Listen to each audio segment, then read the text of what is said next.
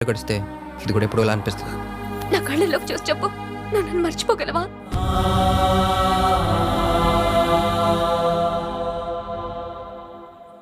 మర్చిపోతాను.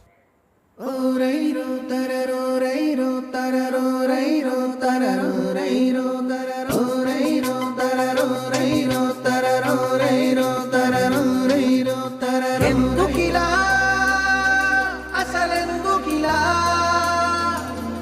వేదనలే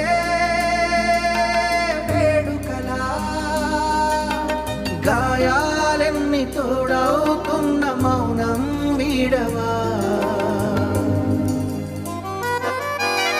అందరి కోసం ఒంటరవుతూ ఆనందించిన రామా నలుగురి కోసం నింద మోస్తూ నవ్వులు చిందిన కృష్ణ